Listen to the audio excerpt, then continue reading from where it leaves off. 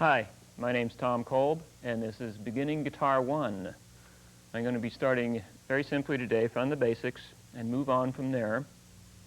Keep in mind that the beauty of video is that you can go ahead and watch the whole thing and then either rewind it to the beginning or go back to a certain section you like and keep playing that section, work it out till you get it right at your own pace. I like to start with naming the parts of the guitar. Pretty much the electric guitar and the acoustic guitar have, the names are all the same, except for the electronics, of course. Starting up here, we have the headstock. On the headstock, we have the tuning pegs. Okay, the strings go across this white thing is called the nut. Move on down, and we have the neck of the guitar. And on the neck, you have the frets. Now the frets are the wires that go across, but more importantly, the fret spaces are the spaces between the two wires. So fret number 1 would be in the space here. Fret number 2 would be in the space there. These are position markers. Every so often on the neck. Come up where the neck meets the body. The strings end here at the bridge of the guitar. And at this point, this is the difference between electric and acoustic. Whereas the electric guitar has some electronics in it. We have, in this case, we have 2 pickups. One up here by the neck for a mellower sound. And the pickup up here by the bridge is for the brighter sound. And if I select both of them, sort of in between. And I was doing that with what's known as the pickup selector.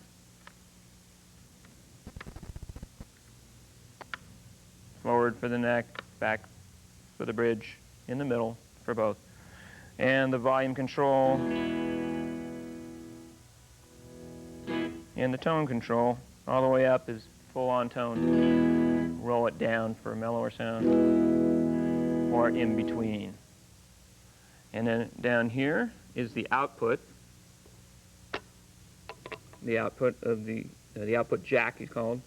Plug your cord into there and you're ready to go. I'm sitting over here by my amplifier because I want to talk briefly about getting a tone with your amplifier. Mine has a lot of bells and whistles that you really don't need at a beginner level, but all amplifiers have something in common. They have volume controls and tone controls. So with your volume off on your guitar, you plug in to the amplifier. You set your tone controls, bass, mids, and treble, at either 5 or straight up, and that's getting a flat tone. Set your gain way down for clean or way up for distortion. And then lastly, your master volume is set to wherever you want your overall volume. Turn up your guitar, and then you can make changes like with the tone, more treble or less. And if you have reverb, you use that to get depth to your sound. You don't have to use reverb, but if you just experiment with a little or a lot. Next, tuning. On the top of my amplifier, I have electronic tuner. I recommend you to start with electronic tuner. You play the string, in this case the high string, E. This will point to E on the tuner. And you tune it until the note is at the arrow. If it's flat, it's below the arrow. Get it so the light is at the arrow and it's in tune. And you do that with all the strings. Here are the names of the strings and their numbers. Starting on this string that's closest to the floor, it's actually the highest string, and it's called E. Second string, B. Third string, G. fourth string D,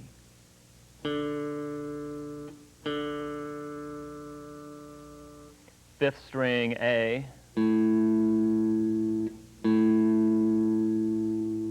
and the sixth string low E.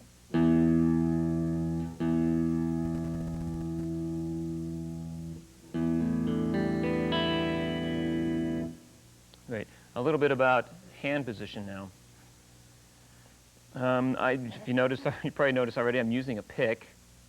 It's a good idea to start off with a pick, and you can experiment with your fingers too, but on this video we're going to be talking mainly about the pick. If you took your hand and pretended you have a key in it, like you were going to open the front door, it's pretty much how you hold the pick. If your hand is in position, you just plop it right in there with the point out. And everybody has their own special way of holding it. That's just a starting point. You get what's comfortable for you. You bring it in, and so it's straight into the body of the guitar.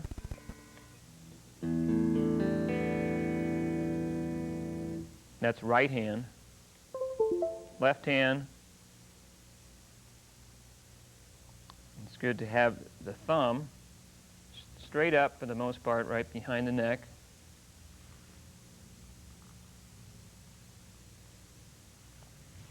With the fingers curved around, almost like you're holding an imaginary baseball in your hand, kind of cupped like that. At this point, I'd like to start with the first chord. We'll talk about what's known as an E chord.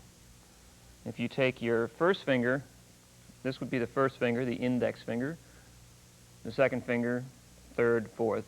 If you take your first finger and place it on the third string in the first fret area,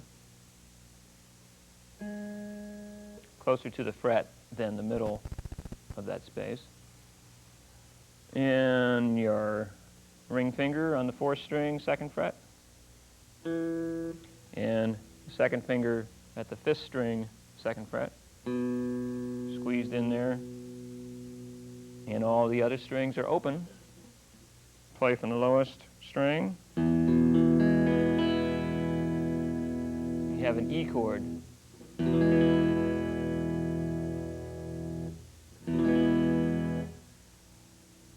Next chord, I'd like to show A. There are several ways of playing an A. Start with this one, the first string, or first finger, I'm sorry. It's on the fourth string, second fret. Second finger, third string, second fret. Ring finger, second string, second fret, all on the second fret. And start from the fifth string, play that open, the top string open. Let's take those two chords and put them together with a simple strumming pattern. Let's just strum down 4 times on each chord, down towards the floor, starting with E. And then you switch to the A chord, and back to the E. So it would sound like this.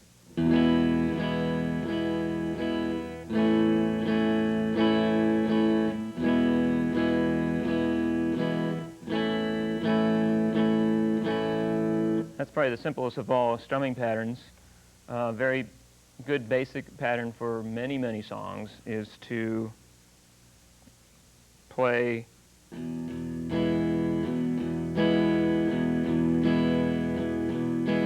basically 2 downstrokes together and then another one following.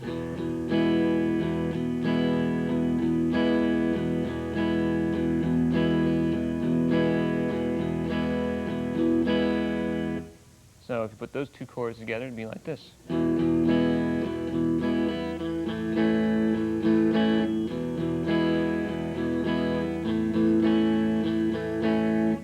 Okay, I'd like to add one more chord to the mix at this point, called a D chord. That's played with the first finger on the third string, second fret. Third finger, second string, third fret. Second finger, first string, second fret. and 4-string open. You can even put the 5th string in there open too. This might be going fast for you, but remember there's a booklet that comes with the tape, and you can look up these chords in the booklet. They're clearly notated in little diagrams that are explained in the booklet, and you can go at your own pace. With just those 3 chords, E, A, and D, you have many, many songs that have been written. Here's a few. 3, 4.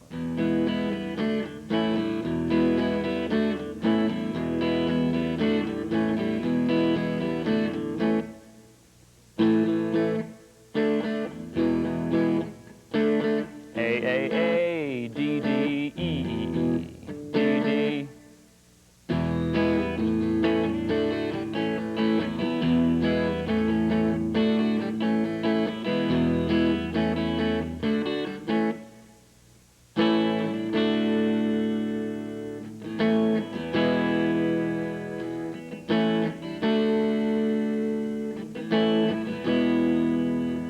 Many, many songs with just those 3 chords. Throughout the video, you'll see me playing an A chord in various ways. Right now, I've explained it like that. I use these fingers sometimes. Sometimes use it this way. It's really whatever's comfortable for you at whatever time.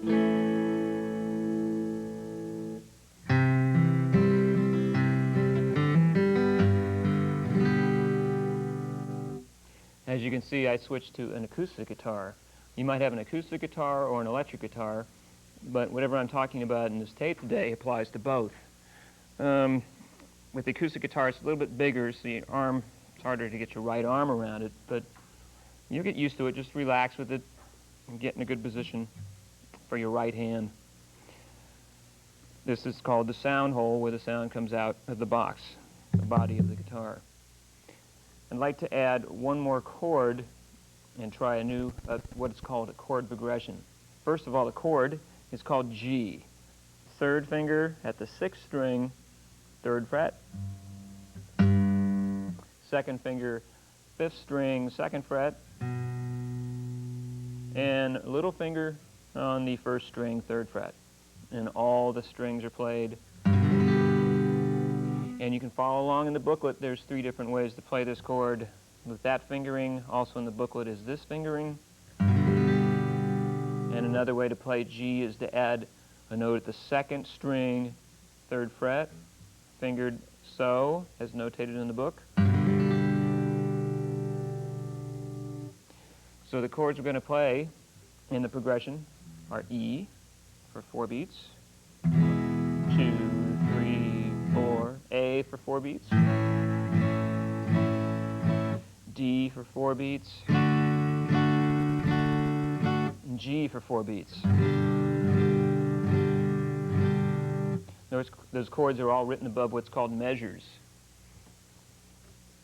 The strumming pattern we'll use is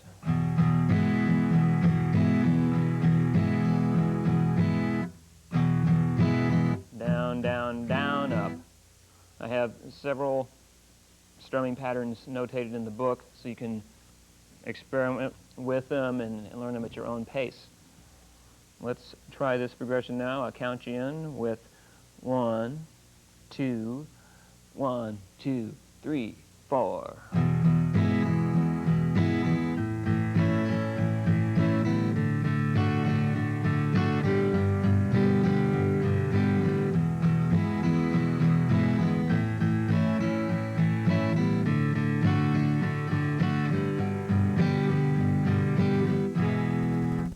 You might want to practice that at a slower tempo because it's hard to get those chords changing in time, changing those fingerings quickly. One little secret I'll let you in on is you can sneak just a little strum of open strings while you're changing hand positions to the next chord, like so, slow motion.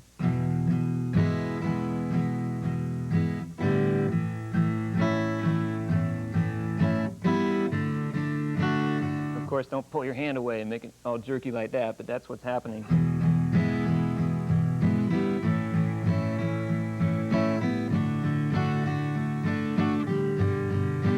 don't spend a lot of time changing chords like that. That's cheating too much. Now here it is, that same progression with the band.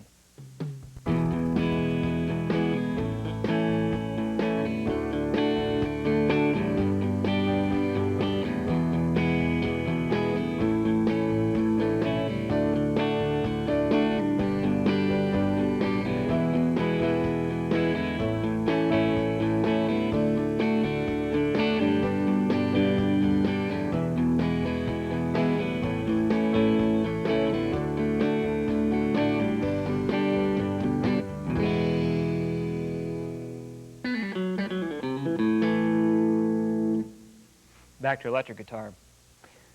What I've been playing are what's called open chords. They're in open position and with open strings. Let's play some more. We have C is next. It's played with the third finger at the 5th string, 3rd fret.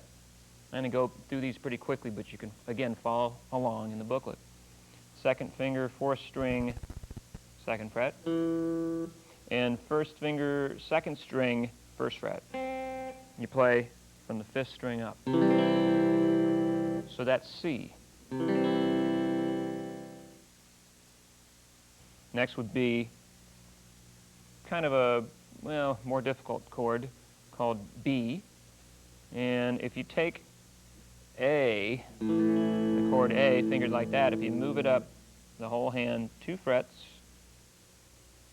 on the same strings, place your 1st finger at the 2nd fret, 1st string, you have a B chord just with those 4 strings. You could play A, B. And then lastly, F. F is difficult in a way because you have to do what's called a partial bar. You do that with your 1st finger on the first 2 strings at the 1st fret. So you fret down on the 1st string and also on the 2nd string. And that'll take a while to get used to. You got to get strength in that muscle. Complete that chord on the 3rd string, 2nd fret, the 2nd finger. 4th string, 3rd fret, with the 3rd finger. F. Another way to play F is adding a 5th string, 3rd fret. Okay, so we just went up what's called the musical alphabet, the letters, or the notes A, B, C, D, E, F, G. Chord-wise, A, B, C, D, E, F, G. And those are all major chords. They have a root, a 3rd, and a 5th taken from the major scale with some of the notes doubled. In this case, E, we have E played on the 6th string, also on the 4th string, and also on the 1st string. B is played on the 5th string, 2nd string, and the 3rd of the chord is G sharp, and that's on the 3rd string. Now there's a lot of theory behind that, and that's beyond the scope of this video. What I'm trying to get you to do now is just get playing these chords. Again, we have E, and A, and D, and G, F, and B. I'm going to take 3 of those chords and make them minor chords.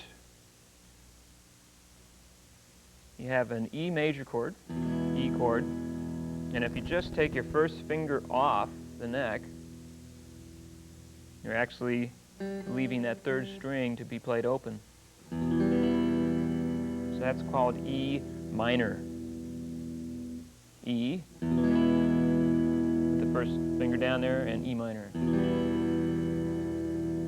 If you play A, with the 1st fingering we had, you would take your little finger off and put your 1st finger down on the 2nd string, 1st fret. And you have A minor. A minor.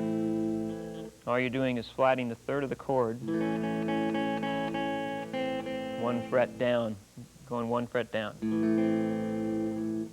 And the last minor chord here, we'll take a D, which I've already shown you.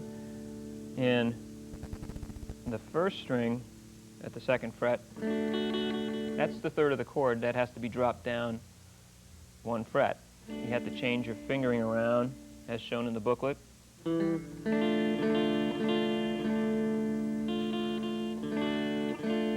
To get D minor. D, D minor. Let's try a familiar sounding chord progression using A minor, C, D, and F.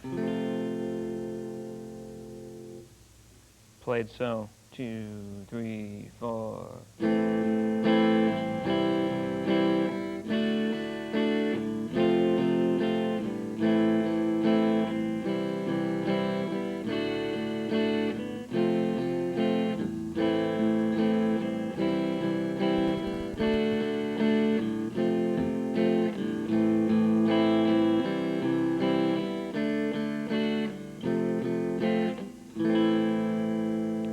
With just these 9 chords we've gone over so far, you wouldn't believe how many songs. Thousands of songs have been written with just those chords.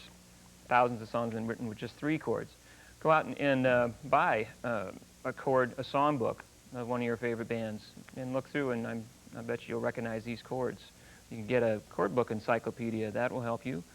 Hal Leonard makes one. I'm going to move along to what's known as power chords. A power chord is really just basically 2 notes used heavily in rock. If you had an open A chord,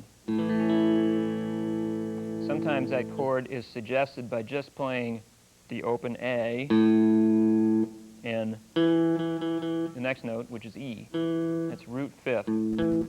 Played together, it's known as a power chord also. You can finger it like so. And bar down to the 3rd string, 2nd fret, to what's known as the octave. A, octave A, full power chord. And you want to shift your attention to your right hand and do what's called muting. Lightly put the heel of your right hand rested against the bridge, or very close to the bridge, so it muffles out the strings a little bit. Open strings, muted. Takes a lot of practice, but you'll get it. You take that same power chord and mute it. And those sound nice with the back pickup and a little bit of distortion.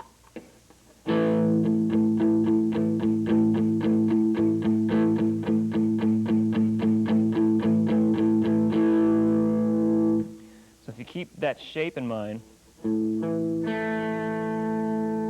Change your fingering, move everything up 1 fret, another fret, anywhere up the neck. You're playing the same shape, a power chord, but in different keys. A, B flat, B. Incidentally, all the notes on the neck are named in the diagram in the booklet, so that'll help you too. C. Any place you want, just the same shape. So I'm muting my right hand, have distortion on, back pickup, and I'm striking down with a lot of power to get a meaty sound. You can shift that same shape to the 6th, 5th, and 4th strings.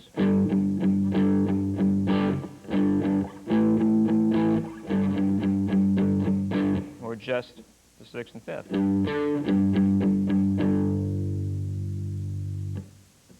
Let's take an A power chord, open, off the 5th string root, move it up to the 3rd fret, it makes a C power chord, move down to the 6th string root, makes a G power chord, and up to the 5th fret the sixth string root, that's A again. So A could be played there, or at the fifth string root open, there. So you have A, C, G, and A.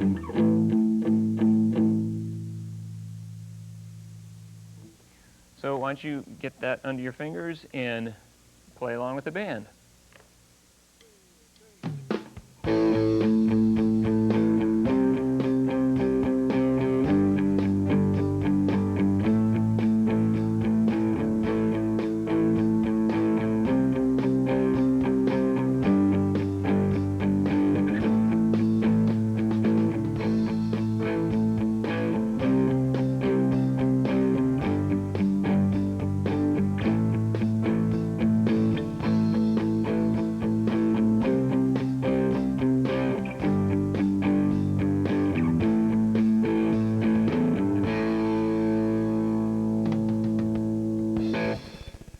Many rock songs were written just using power chords. I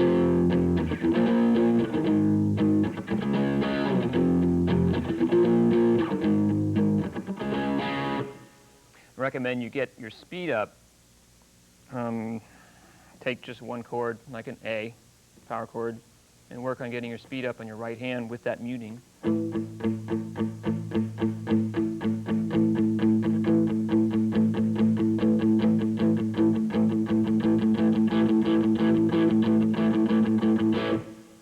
Very useful for your vocabulary.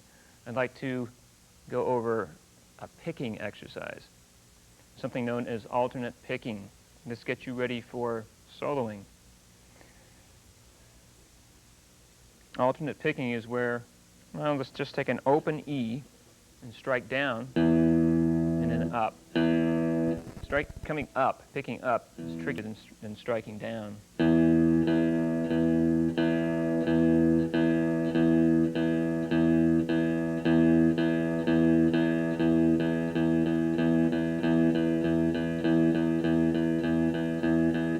If you can go out and get a metronome, or even a drum machine, that's very useful because it'll help you play in time.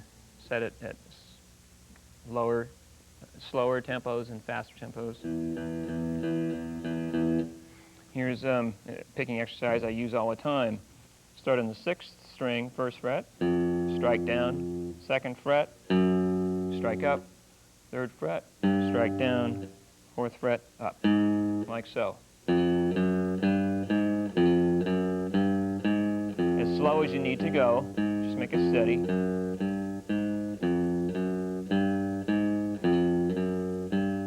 Once you have that down, so it doesn't sound like, once you have it down cleanly, you can move to the next string.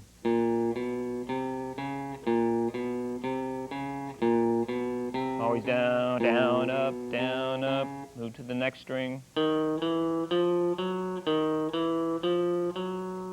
And I warm up using that exercise like so.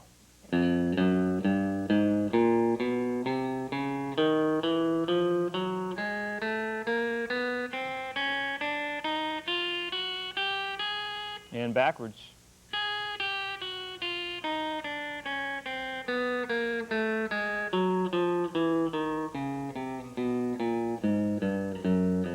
I know it's very frustrating and just a little bit tedious and boring at first, but it can get fun when you get your tempo up.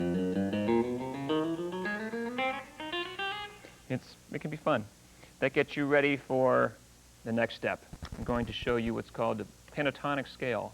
It's properly called the minor pentatonic scale, and we're going to play that at the 5th fret in the key of A.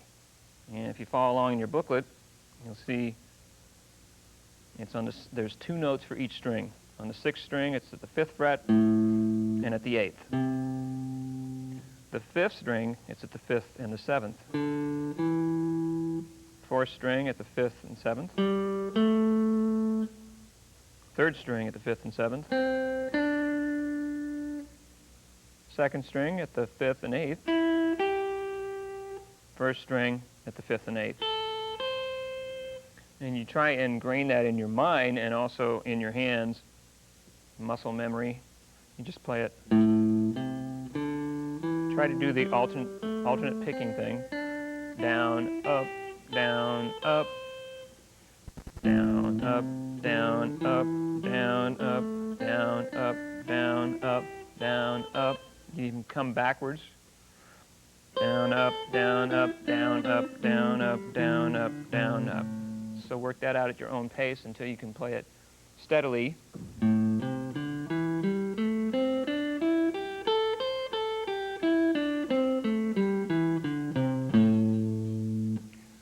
Most rock solos and blues solos are based off that 5-note scale. It doesn't really sound much like music when you're playing that, just up and down. So you breathe life into the music, like simple things like vibrato. Vibrato is moving a string, either bending it. Let's take the 7th fret 3rd string. We can use a classical vibrato, which is moving the finger down the neck, up the neck, down. That actually changes the pitch. What's used more in rock and blues and country is bending it, bending up or bending down.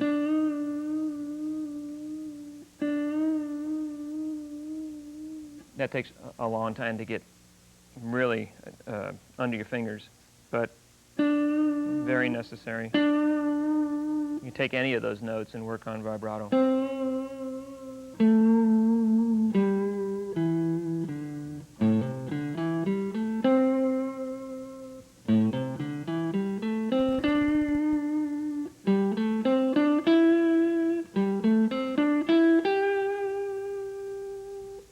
Also, using what's called a hammer-on at the 3rd string, 5th fret. You could strike that. And then hammer on with your 3rd finger to the 7th fret, like so. Picking it, hammering on.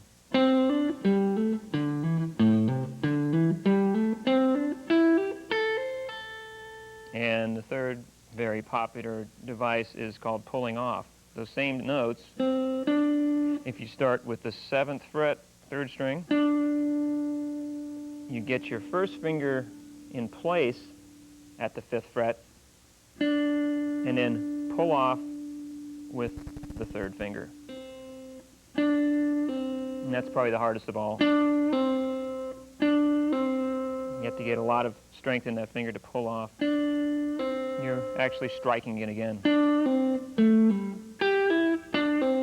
So I'll play the scale using hammer-ons, pull-offs, and bends.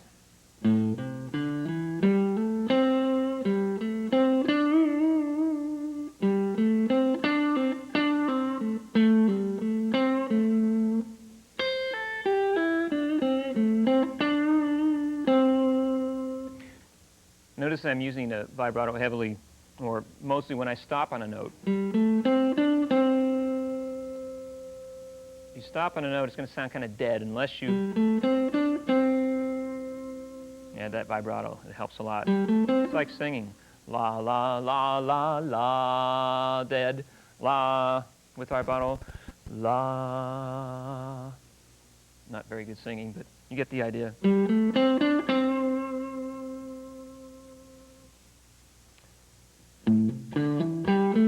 I'm also skipping around. I'm not just playing up and down a scale.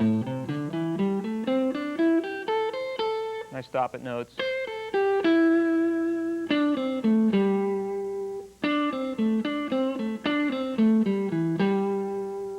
Endless, endless, endless varieties you can come up with. Practice that.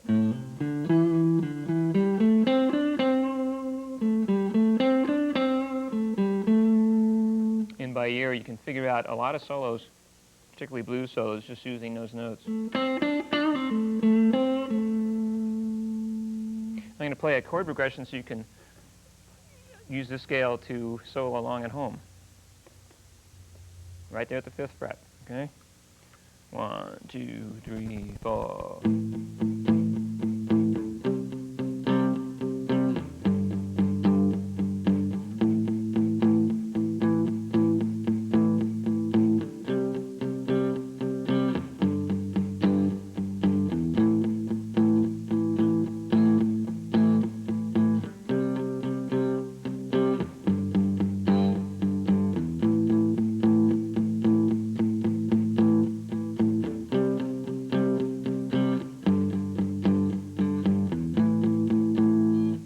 Hopefully that'll help you get started soloing. Here's an example of me soloing with the band.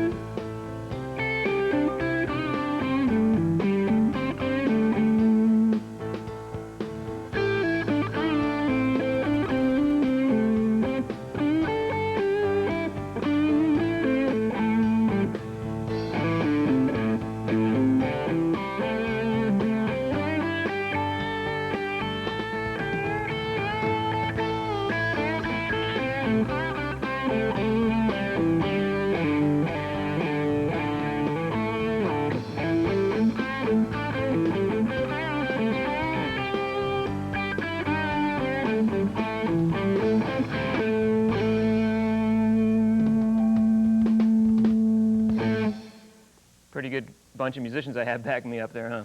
Tim Pedersen on drums, Larry Antonino on bass, and Sandy Stein on keyboards.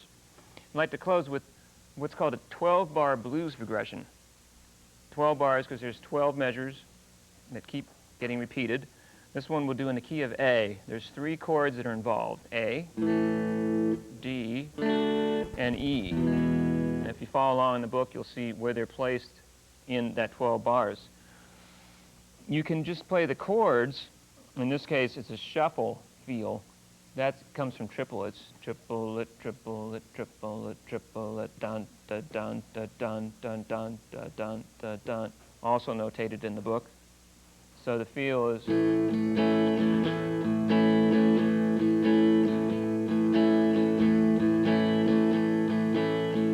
Now that's using a whole A chord. It sounds more bluesy to come up with like a riff. And here's a very standard one. Take the powered chord approach. A power chord, open. I'm muting. Using all downstrokes. I'm going to add one more figure here. Ring finger on the 4th string, 4th fret.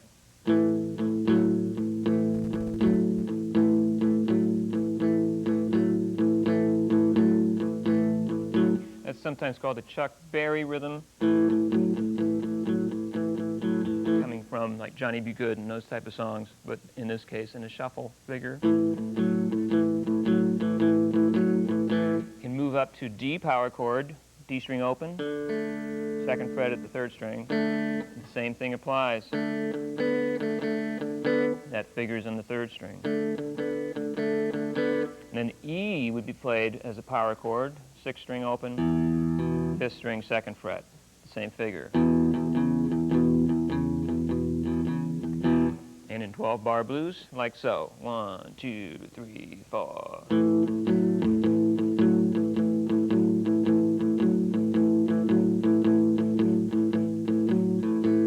D, A,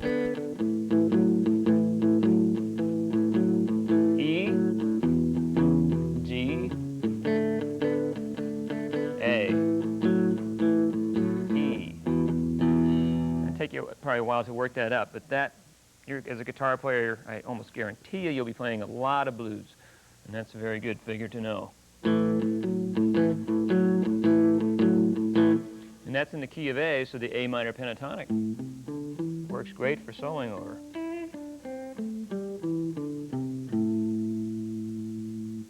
So why don't you listen to the band now and either solo or play along with the rhythm.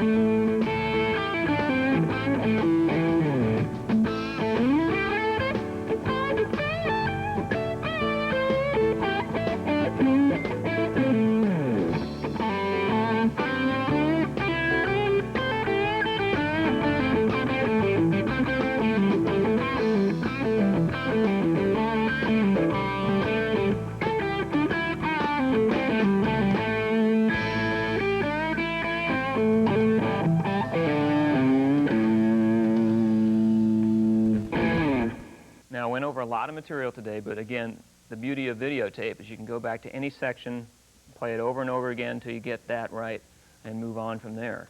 So have fun with this, and go out there and meet a drummer, play with another guitar player, play with a bass player. It's important to get out and play with other people. I'm going to see you on tape 2.